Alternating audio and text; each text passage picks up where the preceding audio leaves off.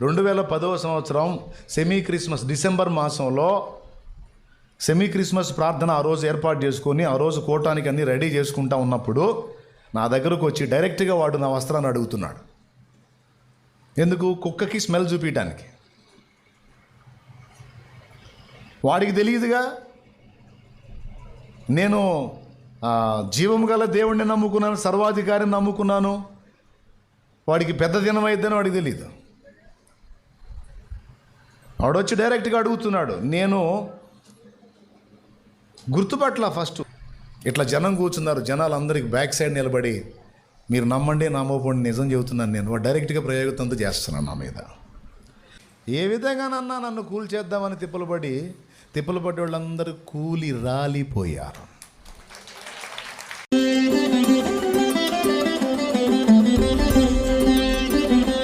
నీ ఇంట్లో రోగంతో పడిపోయి ఉన్నాడు. డాక్టర్ల చుట్టూ తిరిగి కష్టార్జితం అంతా వదిలిస్తున్నావు. దానికి నీకు మనసు ఉండింది. తడోకోసారి అంబులెన్స్లు వేసుకొని తిరగటానికి మనసు ఉండింది.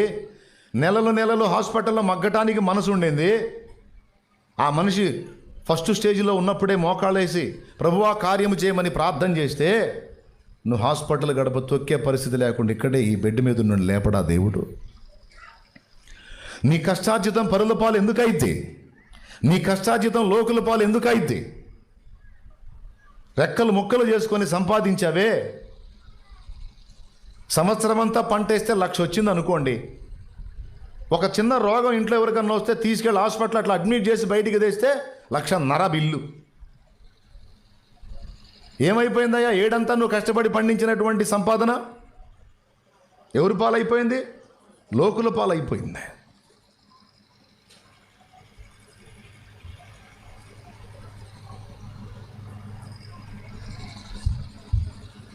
నల్లమల ఫారెస్ట్లో ఒక తల్లి చెప్పింది. చెంచుగూడెంలో వ్యక్తి ఆమె, అక్షర జ్ఞానం లేనిది. ఆమె మాట్లాడుతుంటే మైండ్ పోయింది నాకు. అమ్మా, ఈ ఎడారిలో ఉంటున్నారు మీరు, ఏదన్నా రోగమైనా నొప్పైనా బాధైనా సాధైనా ఎట్లా చేస్తారమ్మా అని అడిగితే, ఎందుకు వచ్చిద్దన్నా ఆయనకి తెలియకుండా, ఎందుకు వచ్చిద్దన్నా అన్యాయంగా ఒకటి కడుపు కొడితే వచ్చిద్ది, నీతిమాలిన చర్యలు చేస్తే వచ్చిద్ది,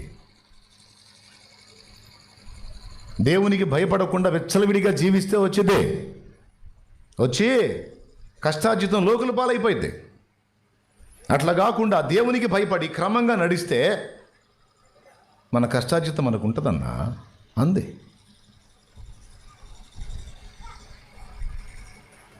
నేను చెప్పింది అర్థమైందా? మళ్ళీ మీలో కొంతమందికి డౌట్ వచ్చింది, మరి నేను ఎవరు కడుపు కొట్టలేదు, ఎవరిని దోచుకోలేదు, మరి నాకెందుకు వస్తుంది అని. చూసుకో, ఏదైనా తేడా పడ్డావేమో. నువ్వు జాగ్రత్తగా ఉన్నావు వచ్చిందంటే గుర్తుపెట్టుకో, నువ్వు పోగొట్టుకున్న దానికి 100 తిరిగి పొందుతావు. ఒకవేళ ఎగ్జామ్ కోసం పరీక్ష కోసమే వస్తే అది నీకు ఖచ్చితంగా దీవెనలే తెచ్చిద్ది. కానీ పాపాన్ని బట్టి, నిర్లక్ష్యతను బట్టి, మూఢత్వాన్ని బట్టి శాపంగా వస్తే నీ ఇంటికి రూపాయి మిగలదు. 10 రూపాయలు కూడిని రానంగానే ఎక్కడో చోట రంధ్రం స్టార్ట్ అయింది, అటు పడిపోతూ ఉంటాయి. దేవునికి ప్రార్థన చేయొచ్చు, ఆయన యందు భయభక్తులు కలిగి నువ్వు జాగ్రత్తగా ఉండు. నీ చేతుల కష్టార్జితము నిశ్చయముగా నీవు అనుభవించదువు అన్న వాగ్దానం నెరవేరితే. లేకపోతే నీ కష్టార్జితం లోకులు తింటారు. పాయింటా కాదా? అట్లా ఒకడు నిలబడ్డందుకు ఎంతమంది కడుపు నిండింది? గుర్తుపెట్టుకొని సంఘమైనా, సేవకుడైనా, విశ్వాసులైనా, కుటుంబ సభ్యులైనా ఫస్ట్ దేవుని యందు భయభక్తులు నిలపండి. 2 ప్రార్థనా జీవితాన్ని కలిగి ఉండండి. చెప్పండి, ప్రతిదీ నాయనకి చెప్పండి. తప్పనిసరిగా సమస్త పరిస్థితుల నుంచి ఆయన బయటికి తెస్తాడు. ఇదంతా ఏదో నేను చెప్పి చేయనివాడిగా లేదు, ప్రాక్టికల్గా నా లైఫ్లో అనుభవించి చెప్తున్నా.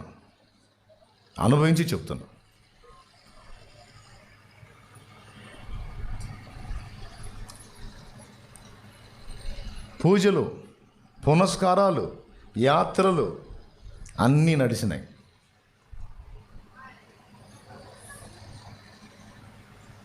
మంత్రప్రయోగ తంతు జరిగింది ఫ్యామిలీ మీద. సమీపస్తులే ఈర్ష్యా ద్వేషాలను బట్టి ఒరిజినల్గా ప్రయోగ తంతు చేశారు. పశువులు, పాలు, నెయ్యి ఎట్లుందంటే కళకళకళలాడుతుంది ఆ దశలో నా ఫ్యామిలీ.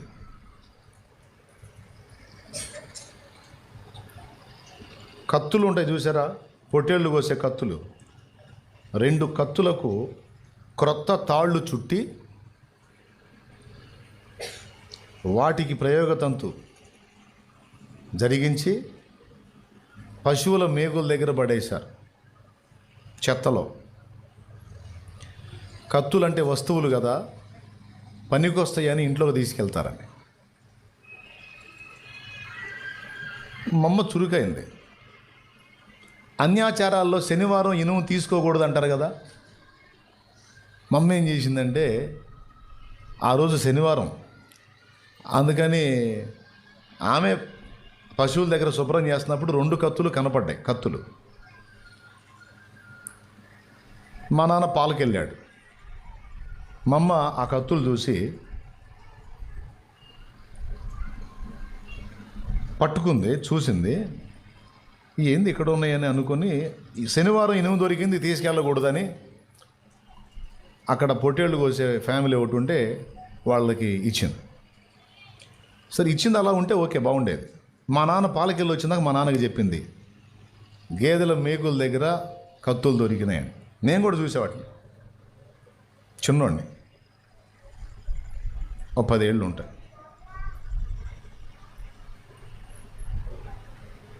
మా నాన్న ఏం చేశాడు,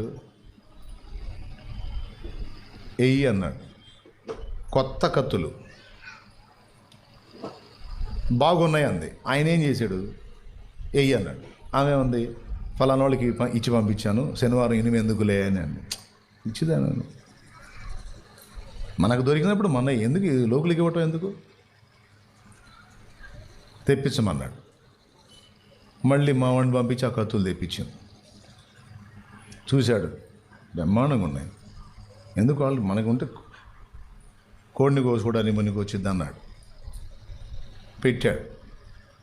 ఇక అక్కడి నుంచి స్టార్ట్ అయింది. అప్పటిదాకా ప్రశాంతంగా ఉన్న పశువులు మరుసటి రోజున పాలు తీస్తే రక్తం వచ్చింది. అవన్నీ గుర్తున్నాయి నాకు, ఆ సన్నివేశాలన్నీ గుర్తున్నాయి.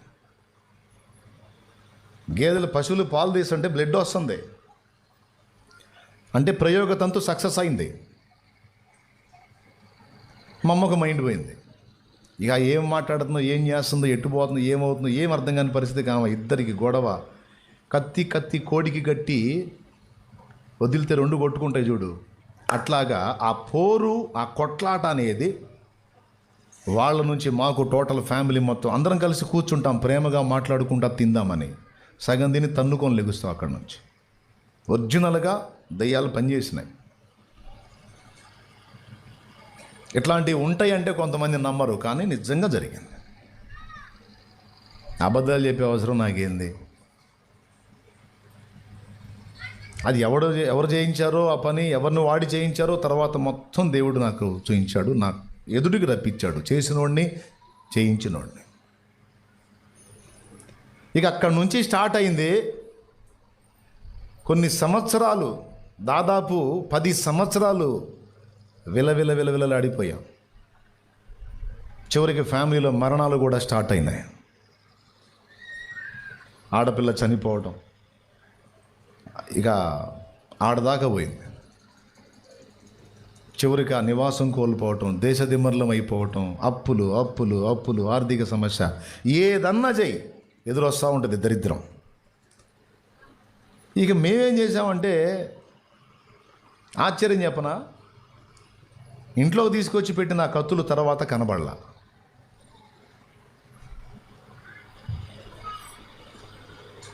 తర్వాత అయి నమ్ముతారా? ఇలాంటివి ఉంటాయంటే నమ్ముతారా? కానీ ఉన్నాయి. బైబిల్ గ్రంథంలో అనేక సాక్ష్యాలు ఉన్నాయి. ఐగుప్తు మంత్రగాళ్ళ గురించి లేఖనం చెప్పింది. మోషే చేతికర్ర విసిరినప్పుడు పామైంది, ఐగుప్తు మంత్రగాళ్ళు విసిరినప్పుడు కూడా పామైంది. నైలు నది నీళ్లను మంత్రగాళ్ళు కొట్టినప్పుడు కూడా రక్తమైంది. మోషే కొడితే రక్తమైంది, వాళ్ళు కొట్టినా. అంటే మోషే చేసే పనుల్లో కొన్ని వాళ్ళు కూడా చేయగలిగారు. వాళ్ళని ఏమన్నారంటే ఐగుప్తు మాంత్రికులు, మంత్రజ్ఞులు లేదా మంత్రగాళ్ళు. ఈ మంత్ర ప్రయోగ తంతులను గురించి లేఖనం చాలా స్పష్టంగా అనేక చోట్ల చెప్పింది. ద్వితీయోపదేశకాండం 18వ అధ్యాయం 10వ వచనం. ద్వితీయోపదేశకాండం 18:10. అంటే మిమ్మల్ని భయపెట్టడానికి చెప్పట్లా, కుటుంబాలను ఎలా తీసుకెళ్తారు, కుటుంబాలను ఎలా నాశనం చేస్తారు, కుటుంబాల్లో ఈర్ష్యాద్వేషాలను బట్టి భ్రష్టు పట్టేటట్టు ఎలా చేస్తారు కుట్రతో అనే విషయాలు మీకు అర్థం కావాలి. అందుకే చెప్తున్నాను. చూడండి, తన కుమారునైనను తన కుమార్తెనైనను అగ్నిగుండము దాటించు వానినైనను. అంటే పిల్లల్ని బలివ్వటం. శకునము చెప్పు సోదెగానినైనను. అగ్నిగుండం దాటించటం అంటే పసి పిల్లల బలి.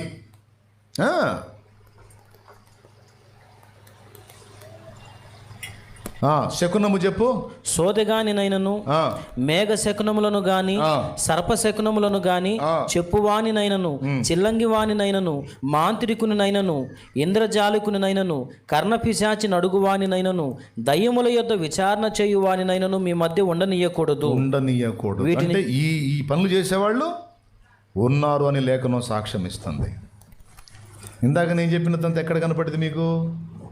నిర్గమాకాండం 5వ అధ్యాయం నుంచి మీరు చూస్తే వరుసగా ఐగుప్తు మంత్రగాళ్ళు చేసిన పనులు మీకు కనపడతాయి. నిర్గమ 5 నుంచి చూస్తే. ఇప్పుడు నేను చెప్పిన ద్వితీయోపదేశకాండం 18:10 చూశారు కదా. తర్వాత ప్రకటన గ్రంథం 21వ అధ్యాయము 8వ వచనం.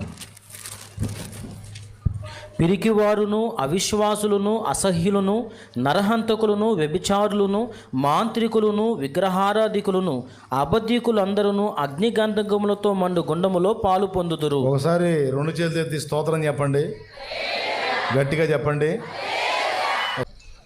నీవు అనుకుంటున్నట్టు కంటికి కనబడ శత్రువులు కాదు, కనబడని శత్రువులు ఉన్నారు నీకు నాశనం చేయటానికి. మాంత్రికులు ఎక్కడికి పోతారని ఉంది? అగ్నిగుండానికి పోతారని ఉంది. ఎందుకు పోవాలి మాంత్రికులు అగ్నిగుండానికి? అంటే వాడు చేసే ప్రయోగ తంతుల ద్వారా కొన్ని జీవితాలు నాశనం చేస్తాడు కనుక. నరహత్యతో సమానం మంత్ర విద్య, మాంత్రిక విద్య. ప్రకటన గ్రంథము 22వ అధ్యాయము. ప్రకటన గ్రంథము 22వ అధ్యాయము 15వ వచనం. కుక్కలును, మాంత్రికులను, వ్యభిచారులను, నరహంతకులను, విగ్రహారాధికులను, అబద్ధమును ప్రేమించి జరిగించు ప్రతివాడును వెలుపట నుందురు. ఏమన్నాడు అక్కడ? కుక్కలును, మాంత్రికులు అన్నాడు. కుక్కలు జంతువులకు ఆత్మ ఉంటుందా? మరి అగ్నిగుండంలో జంతువులు ఎట్టబడతాయి? కుక్కలు జంతువులు అండి. జంతువులు అంటే ప్రాణులు, వాటికి ఆత్మ ఉండదు. చచ్చిపోయినాయి అంటే మట్టిలో మట్టిగా కలిసిపోతే వాటి శేషం ఉండదు. కానీ మానవుల్లో ఆత్మ ఉంది. మనిషి శరీరం చచ్చిపోయినా ఆత్మ చావదు. కానీ జంతువులు అలా కాదు. జంతువులు ప్రాణులు, వాటికి ఆత్మ లేదు. అర్థమైందా? కానీ ఇక్కడ కుక్కలు అన్నాడేంటి?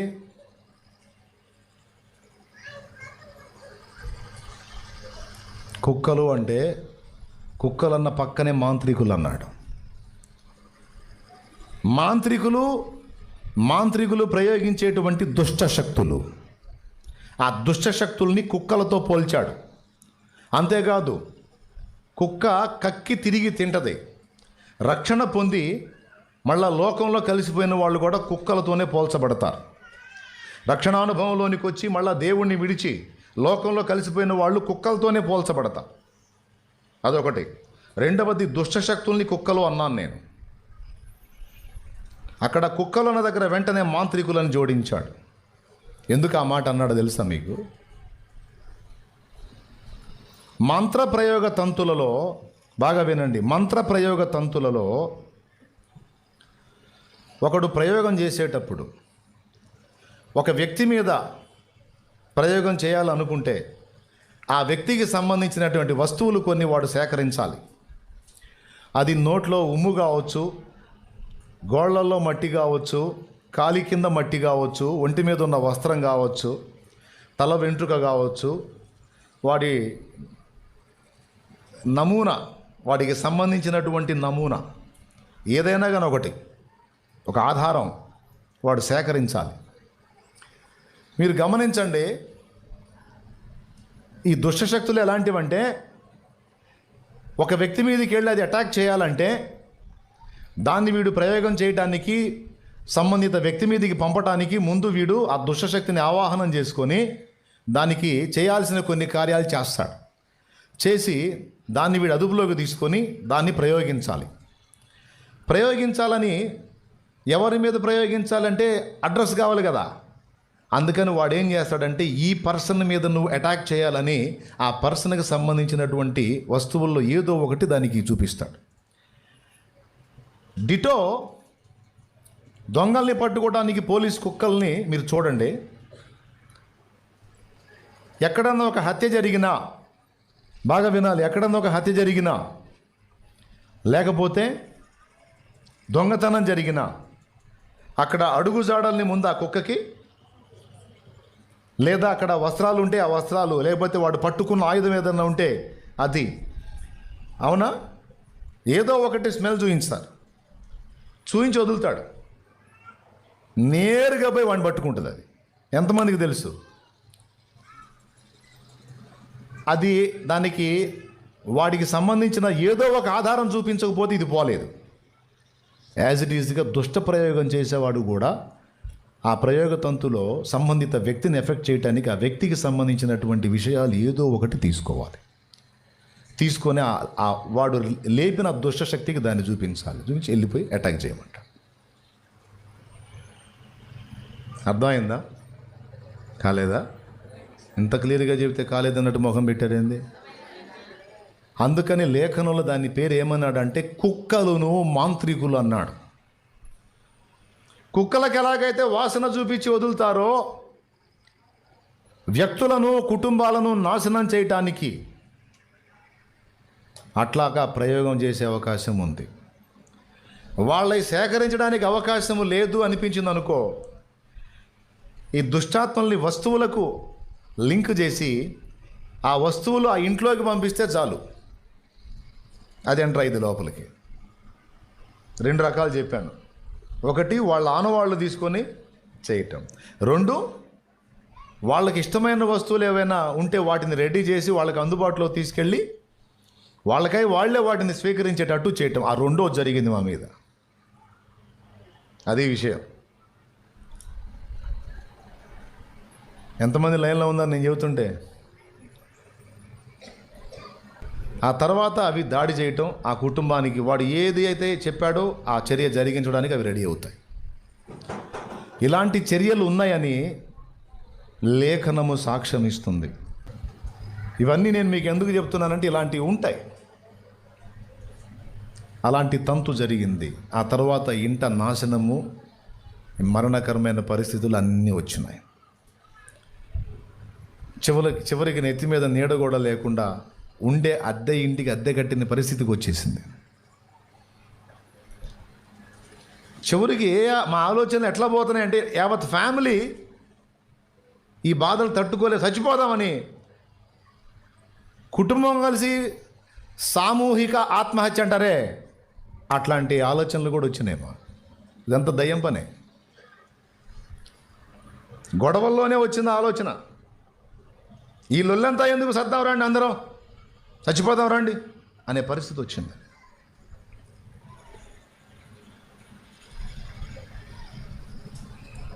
చివరికి ఆ స్థితికి వెళ్ళినప్పుడు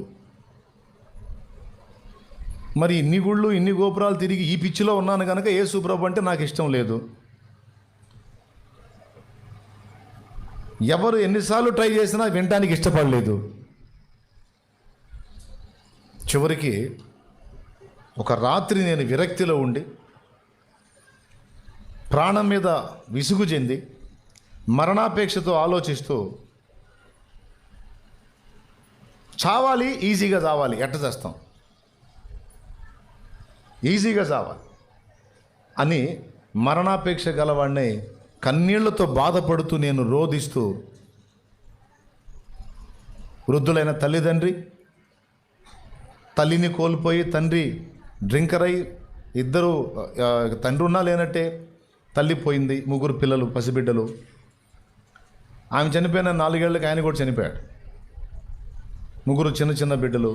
ఈ పిల్లలు, వృద్ధులైన తల్లిదండ్రి, నా భార్య, బిడ్డలు మొత్తం ఆ రాత్రి నిద్రపోతామంటే వాళ్ళందరినీ చూసి ఏడుస్తా, ఇన్ని గుళ్ళు, ఇన్ని గోపురాలు, ఇన్ని పూజలు, ఇన్ని పురస్కారాలు, ఇన్ని రకాలుగా చేస్తే కనీసం ఆదుకోపోయినవరే నేను ఉన్నానని ఒక భరోసా మాట నాకు దక్కలేదే. అసలు రకాలుగా చేస్తే కనీసం ఆదుకోపోయినవరే నేను ఉన్నానని ఒక భరోసా మాట నాకు దక్కలేదే. అసలు దేవుడు అనేవాడే లేడు అనే విరక్తిలో ఆ రోజు చావును గూర్చి ఆలోచన చేస్తున్నప్పుడు, దేవుడే లేడు అంటే నేనే దేవుడను, మరి ఏ దేవుడు లేడని తన్ను తాను బయలుపరుచుకున్నవాడు యేసుక్రీస్తు ప్రభు.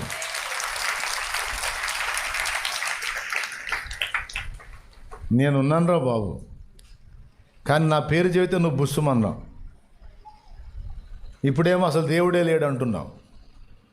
ఉన్నది నేనే, నా దగ్గరికి నువ్వు రాలేదు, మరి మిగిలిన వాటన్నిటి దగ్గర తిరిగావు. నేనే దేవుడను, మరి ఏ దేవుడును లేడు. యెషయా గ్రంథంలో ఉంటుంది. దేవునికి మహిమ. ఒక చిన్న సూచక క్రియ నా కళ్ళకు ప్రత్యక్షపరిచి నా లైఫ్లోకి ఆ రాత్రి ఎంటర్ అయ్యాడు.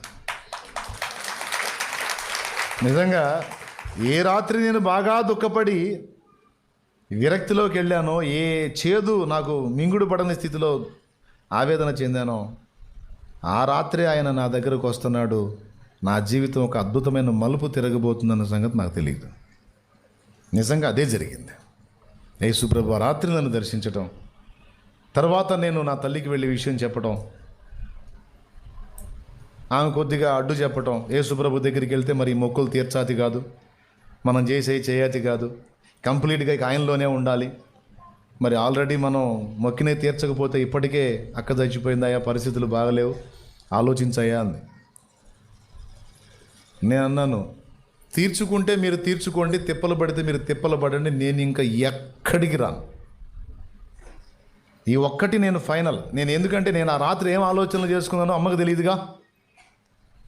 నా హృదయంలో ఏమనుకున్నానో అమ్మకు తెలియదు. కానీ పెద్దోళ్ళ మాట గౌరవించాలని ఒక మాట చెప్పాను.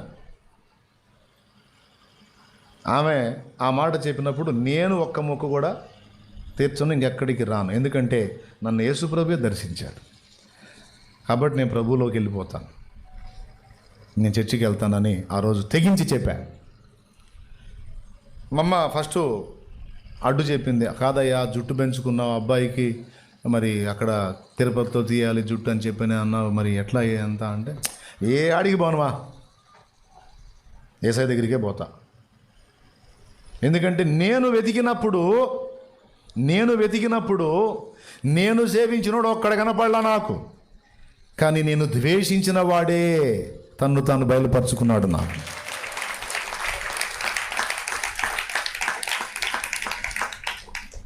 పద్నాలుగవ కీర్తన 53వ కీర్తన రెండిట్లోనూ 2వ వచనం.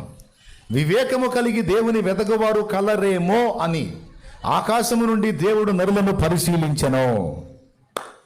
దేవుడు లేడని బుద్ధిహీనుడు తమ హృదయములో అనుకుందురని ఆ తర్వాత అంటాడనమాట. వివేకము కలిగి దేవుని వెతకువారు కలరేమో అని దేవుడు ఆకాశము నరులను అంటే దేవుణ్ణి వెతకువాడు వివేకం గలవాడు. తిరగని ప్రదేశం లేదు. సిద్ధాంతులు, మాంత్రికులు ఒకసారి అయితే వాడు 1 గంటకు మీకు 12-1 గంట మధ్యలో మీకు పొలిమేర మీద దిగదుడుపు చేయాలి అన్నాడు. సరే అని రెడీ చేసుకుని వెళ్ళాం. కన్ను పొడుచుకున్నా కనబట్ల, పెట్రోమాక్స్ లైట్ తీసుకొని ఒకడిని ఎత్తిన పెట్టుకుని వాడు చెప్పిన సామాగ్రి మొత్తం బస్తాలకు వేసుకొని ఎక్కడ పొలిమేర నిర్మానుష్యం. ఇప్పుడు అక్కడ దెయ్యాల సంగతి కానీ మేము దెయ్యాల్లాగా ఉన్నాం ఆ రాత్రి. సరే ఒట్టిగా మామూలు నేల మీద పోయితే అది వేరు. ఇంత లోతు భారతంది పెద్ద కాలవ, ఈ దరి నుంచి ఆ దరికి దాటాలా. ఎందుకంటే ఆ కాలం అవతల ఉంది పొలిమేర. అక్కడ జరగాల మీకు ప్రయోగతంత అన్నారు. ఏం చేస్తాం, ఒకడిని ఎత్తిన పెట్రోల్ మార్క్స్ లైటు, ఒకడిని ఎత్తినేమో టెంకాయల బస్తా, ఒకడిని ఎత్తినేమో ఆ కోళ్ళు కుక్కలు, మొత్తం అందరం వరుసగా దిగి ఒకడినొకడు పట్టుకొని గడగడగడలాడితే దాటాం. అదే మధ్యరాత్రి. ఏ మాత్రం కాలు జారిందంటే ఇక లాకుల్లోనే తేలేది. దేవునికి స్తోత్రం. ఎక్కడా దెయ్యాలు పోవటం ఏమో కానీ మేము పోయే పరిస్థితి వచ్చింది. ఎంత భయంకరం చూడండి, ఒక్కసారి ఆలోచించండి. ఇట్లాంటి కామెడీలు చాలా జరిగినాయిలే. ఏదో తంతు చేసి హడావుడి చేసి ఒక్కసారిగా సడన్గా దీపం మారిపి అంతా చీకటి గదుగదుగా అన్నాడు. అది గదుగదుగంటే ఏమి అందరం దిక్కులు చూసాం. కనపడలేదా, వెళ్ళిపోయిందిగా అన్నారు. పోయింది, అట్టయితే పోలే, ఇక వెనక్కి తిరిగి చూడకుండా పోండి అన్న. మేము వెనక్కి తిరిగి చూడకుండా పోయి మేము తెచ్చిన సామానంతా వెనక్కి తిరిగి చూడకుండా వాళ్ళు తీసుకొని పోయారు. దేవునికి స్తోత్రం కలుగును గాక. ఈ విధంగా పడాల్సిన బాధలన్నీ పడి ప్రయోగం జరిగింది నిజమే, కానీ దాన్ని విడిపించడానికి ఎవరికి నీ శక్తి లేదు. ఎందుకంటే దయ్యమును వెళ్ళగొట్టలేదు కదా. వాడు ఆవాహనం చేసుకునేది దుష్టశక్తినే, ఆల్రెడీ మమ్మల్ని శోధించేది దుష్టశక్తి. రెండు బ్రదర్సేగా, చెప్పలేదండి. మరి ఒకడినొకడు ఎట్ట పంపించుకుంటారు? ఏం బ్రదర్ నువ్వు బట్టావా వెళ్ళగా? అవును బ్రదర్ నేను. సరే జాగ్రత్తగా ఉండని చెప్పి చెప్తాడు, కానీ వెళ్ళిపోంటాడా? చీకటిని వెళ్ళగొట్టలేదు. చీకటిని ఎన్ని చీకట్ల దగ్గరికి తీసుకెళ్ళిందా వెళ్ళిపోదు. చీకటి పోవాలంటే వెలుగునొద్దకు రావాలి. యేసు ప్రభు అన్నాడు, నేను లోకమునకు వెలుగును, నా యందు విశ్వాసముంచువాడు చీకటిలో నడవక వెలుగులో నడుచును, వాడు వెలుగు సంబంధి అయి ఉండునన్నాడు. నిజంగా యేసయ్య దగ్గరికి వచ్చినప్పుడు వెలుగే వచ్చింది. అప్పటిదాకా కుటుంబంలో ఏలుబడి చేసిన దురాత్మల దాడి సర్వనాశనమైంది. మోకాళ్ళుని ప్రార్థన చేయటం మొదలుపెట్టిన తర్వాత ఆ ప్రయోగ తంతులు ఎవరైతే చేశారో ఆ క్యాండిడేట్స్ మాకు బయలుపరచబడ్డారు. అయితే వాళ్ళని ఏదో చేయాలని కాదు, దేవుడు స్పష్టపరిచాడు, ఫలానా ఓకే జరిగింది. మరి అవి మా మీద ఎందుకు జరిగినాయి? ఆ దురాత్మలు మమ్మల్ని ఎందుకు ఏలుబడి చేసినాయి? దయ్యం ఎప్పుడు కూడా, సాతాన్ ఎప్పుడు కూడా పాపాన్ని ఆధారం చేసుకొని వెళ్తాడు. పాపం వల్ల వచ్చు జీతము మరణ బలం గలవాడు అపవాది. వాడు ఆధారం ఏం చేసుకుంటాడు? పాపాన్ని. మంత్రప్రయోగం పారాలన్నా, సాతాను కల్పించే శోధనలు నీలో జరగాలన్నా ఫస్ట్ పాపమే ఆధారం రా బాబు. పాపముల నుండి విడుదల పొంది పరిశుద్ధ రక్తంలో కడగబడి నా సొత్తైన వాళ్ళ మీద ఎవడు ఏ ప్రయోగం చేసినా అది వాణ్ణి తాకటానికి వీల్లేదు. నాకు మ్యాటర్ అర్థమైంది. ఇప్పుడు మేము కలిగి ఉన్నటువంటి ఇవన్నీ పోవాలంటే ఏం చేయాలంటే పైసా ఖర్చు పెట్టొద్దు. పాపములు ఒప్పుకొని మారు మనసు పొంది బాప్తిస్మం పొంది ఒడ్డుకు వచ్చాయి, తర్వాత నేను చూసుకుంటాను. అర్థమైందా? కాలేదా? ప్లాట్ రిజిస్ట్రేషన్ చేయకుండా ఏమైనా చేస్తామా దానిలో? ఆ రిజిస్ట్రేషన్ లాంటిదే బాప్తిసం అంటే. ఇక వెంటనే మ్యాటర్ అర్థమైన తర్వాత బాప్తిసం పొందుకున్నా. ఎప్పుడైతే నేను రక్షణ పొందుకొని ఇక ఇంట్లో మోకాళ్ళు వేసి నేనే ఫస్ట్ ప్రార్థన చేయటం మొదలుపెట్టా. ఇప్పుడు నన్ను శోధించేది వదిలిపోయింది. ఇప్పుడు ఇంట్లో వాళ్ళు ఉన్నారుగా, మరి వాళ్ళని శోధిస్తుందిగా. నేను రక్షణలోకి వచ్చి నేను ప్రార్థనలో ఎదగటం మొదలుపెట్టిన తర్వాత వీళ్ళను శోధించి వీళ్ళు నన్ను అటాక్ చేయటం మొదలుపెట్టారు. వీళ్ళు నా మీద దాడి చేయటం మొదలుపెట్టారు. ఏది మాటలతో రకరకాలుగా. ఆయన ఏది లెక్క చేయలే. ఇక ఏ మొక్కు తీర్చలా. శుభ్రంగా బార్బర్ షాప్కి వెళ్ళి కటింగ్ చేయించుకున్నా, గడ్డం చేయించుకున్నా. మా వాడిని తీసుకెళ్ళి వాడికి అక్కడ నీట్గా క్లీన్ చేయించా. దేవుడికి మొక్కుకొని నీ మిడిమేళం ఏంది, నీ వ్యవహారం ఏంది అబ్బాయి అని మా అమ్మ ఏడే ఉంది, ఆ చివరి కూర్చుంది. నాకెళ్ళి చూడండి. అర్థమైందా? కాదబ్బాయి, నీ వ్యవహారం ఏందబ్బాయి, ఏం చేయాలనుకున్నావు అబ్బాయి, అసలు కొంపను ఏం చేయాలనుకున్నావు, లేచింది.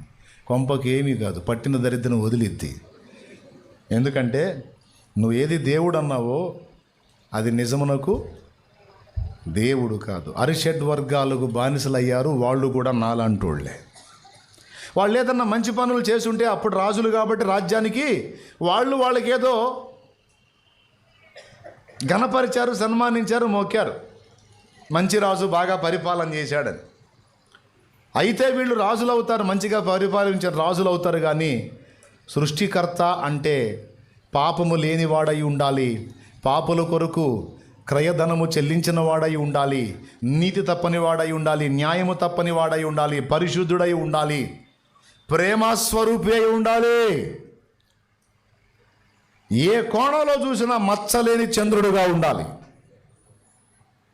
అలాంటి అసలు సిసలైన దేవుడు, ఒరిజినల్ దేవుడు నాకు దొరికాడు. నేను ఇప్పుడు ఆయన్ని కనెక్ట్ అయ్యా. కాబట్టి ఇప్పుడు ఇక మీరు ఇంతకాలం మీరు మొక్కారు, నన్ను కూడా మొక్కమన్నారు. ఇప్పుడు నాకు లెక్క అర్థమైంది, వదిలేశా. కాదు ఏదో ఒకటి అయిద్ది అని గోల్ చేశారు. ఏమీ కాదు. చూడండి, జస్ట్ ఒక నెలలో చిన్నగా మా అమ్మ మోకాళ్ళు వేయటం మొదలుపెట్టి,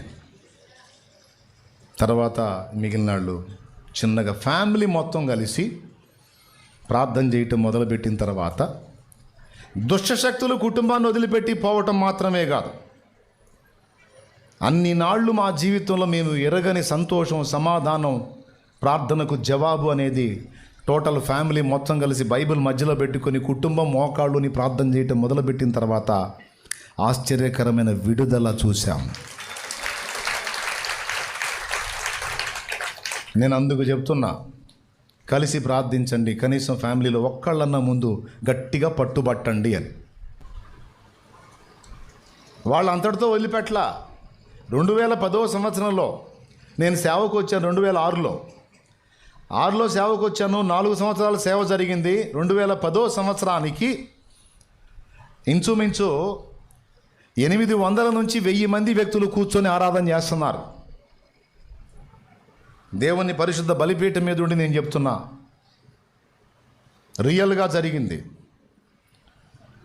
ఇంచుమించు 800 నుంచి 1000 మంది వరకు ప్రజలు గ్యాదర్ అయ్యి ఆరాధన జరుగుతుంది. చిలకలూరుపేట శాంతినగర్ వీధులలో పందిళ్ళేసి జరిపిస్తూ ఉన్నాను. అంతకుముందు నాశనం చేయటానికి చేసిన ప్రయోగం విఫలమైందిగా. మళ్ళీ యేసు ప్రభులోకి వచ్చేసి బయటపడ్డాంగా, తేరుకున్నాంగా, వాడు మళ్ళీ పంపించాడు. వాడు ఎక్కడోడో, ఏ అడ్రస్సో, వాడు ఏ ప్రాంతం వాడో మొత్తం వివరాలు తీసుకున్న ఫోటోలతో సహా సేకరించా. నేను అబద్ధం చెప్పట్లా.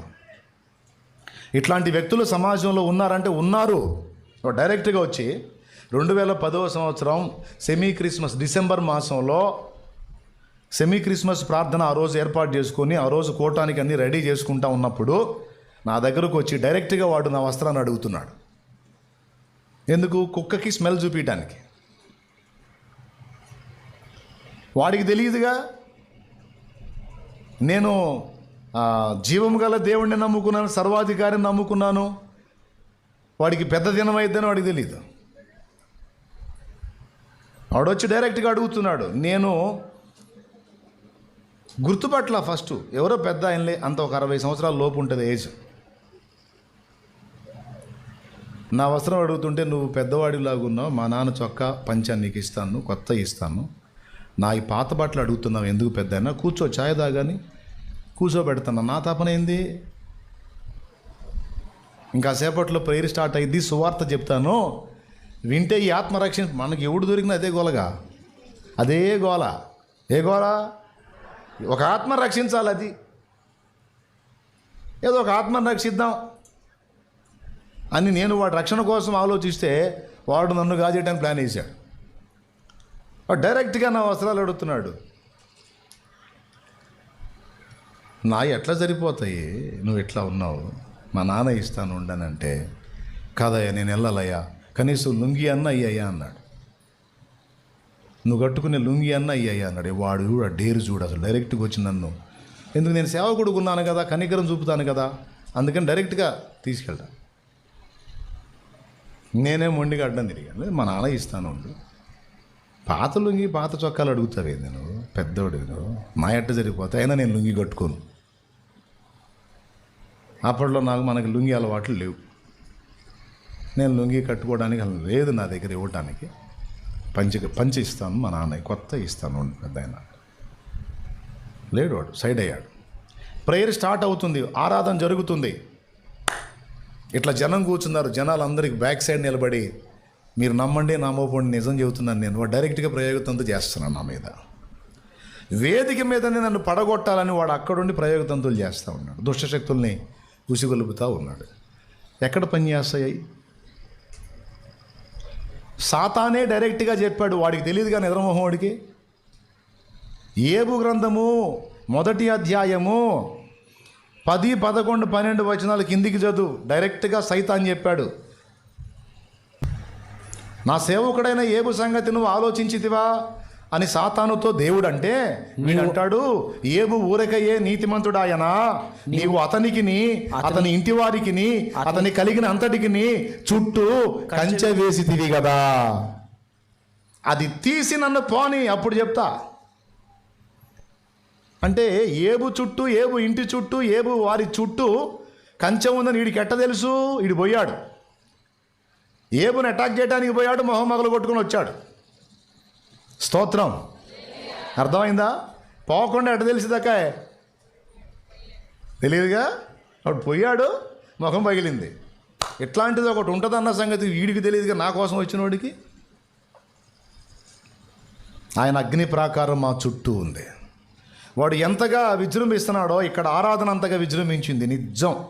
దైవజనుడు నేను ఒకళ్ళని మించి ఒకళ్ళని పాడతా, వాడు మొత్తుకునే కొద్దీ ఇక్కడ ఆరాధన ఎక్కువైపోయింది. వాడు సాలిపోయి వెళ్ళిన దాకా మేము పాడుతానే ఉన్నాం.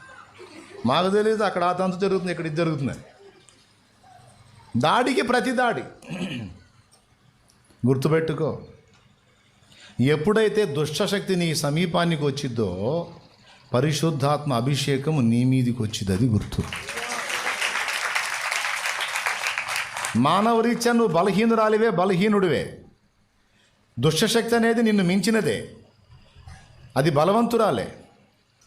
అయినా అది నీ మీదికి వచ్చినప్పుడు, నిన్ను అటాక్ చేయడానికి వచ్చినప్పుడు గుర్తుపెట్టుకో, అక్కడ పరిశుద్ధాత్ముడు ఎంటర్ అవుతాడు. అప్పుడు దానికి మించిన శక్తి నీలోనికి వస్తుంది. నువ్వు దాన్ని ప్రతిఘటిస్తావు. అది నిన్ను కనీసం టచ్ చేయడానికి కూడా లేదు. అర్థమైందా? ప్రయోగతంతులు గొప్పవని చెప్పడానికి కాదు ఈ మ్యాటర్ అంతా చెప్పింది. ఇంత విన్న తర్వాత మళ్ళీ ఇంటికి పోయి జాగ్రత్తగా ఉండాలి అన్న చెప్పలా. నిద్ర మొహం వేసుకొని ఈ మాటలు మాట్లాడతారు రాసోదోళ్ళు. అందుకని చెబుతున్నాను నేను. స్తోత్రం చెప్పండి. హల్లెలూయా. వాటికి దడుచుకోమని చెప్పట్లా. పరిశుద్ధాత్మను కలిగి ఉన్నావు. ఆయన సెలవు లేకుండా నిన్నేది, నేను అదే చెబుతుంది. ఆర్థిక సమస్యలైనా, మంత్ర ప్రయోగాలైనా, అప్పుల బాధలైనా, కుటుంబ సభ్యుల రోగాలైనా, మార్చి మార్చి జరుగుతున్న మరణాలైనా, ఏందని ఆందోళన పడతావు కదా. వద్దు, వెయ్యి మోకాళ్ళు. సరిగ్గా నువ్వు మోకాళ్ళేసి ఆయనకి అందించావంటే నీ మీద కష్టపడి తంతులు చేసేవాడు వాళ్ళు ఎగుస్తాడు. ఇప్పుడు ఏం జరిగింది? 2010 తర్వాత ఏం జరిగిందో తెలుసా? దేవుని కృపను బట్టి నన్ను వాళ్ళు చేసింది ఏమీ లేదు. అప్పుడు 1000 మంది ఉన్నది, ఇప్పుడు ఎంతకెళ్ళిందో మీకు తెలుసు. ఇప్పటికే నా జీవితానికి, నా జీవితం కాదు, ఈ జీవితం కాదు, 100 జీవితాలకు సరిపోయినంత కార్యం నా దేవుడు చేశాడు. 100 జీవితాలకు సరిపోయిన కార్యం చేశాడండి ఆయన.